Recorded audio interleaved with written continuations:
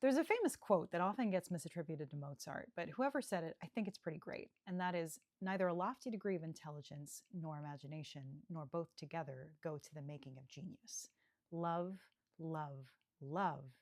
That is the soul of genius. How did Mozart become Mozart? Yes, intelligence, yes, natural ability and training and privilege and all that stuff, but most importantly, he loved it. He loved music. Now, I'm not a genius by any stretch of the imagination, but I do think this is true of most people who get to a certain level of skill or expertise in a particular area. They get to where they are because they love it. And I love Shakespeare. I absolutely love it. It lights me up inside. I love sharing it with other people. And I have this insatiable curiosity that sometimes borders on obsession that has led me to put in my 10,000 hours. And at this point, 10,000 hours seems like a lowball estimate.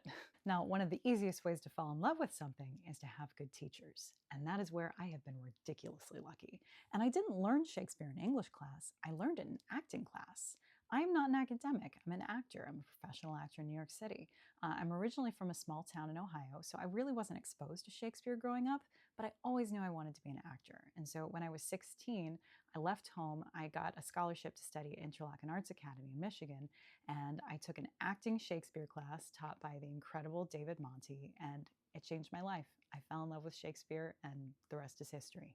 I went to college in New York City at Fordham University at Lincoln Center, and that's where I got to study with Stephen Skybell, who is an incredible actor, and he instilled in me this love of the minutia and the mechanics of this language, and how paying attention to that and finding nuance can inform your performance. Since college, I've been working. I've been performing, developing new works, seeing as much theater as I can, taking classes, seeking out actors who are better than me, and learning from them. I spent years under the mentorship of Charles E. Gerber at the Workshop Theater Company, and without his Shakespeare tutelage and knowledge, I would not be here making these videos for you.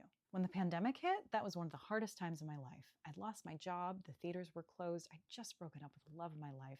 I could barely get out of bed, I was so depressed, but the one thing that kept me going was I made myself read and record and analyze a sonnet a day.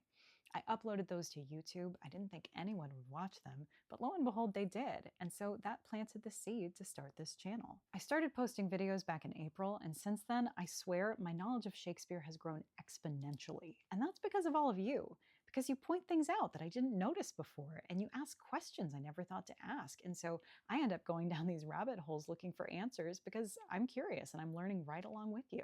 So that's who I am. That's how I got here, because I love what I do. And if I can be that teacher who helps someone else fall in love with Shakespeare, then oh my God, that brings me more joy than I can possibly say.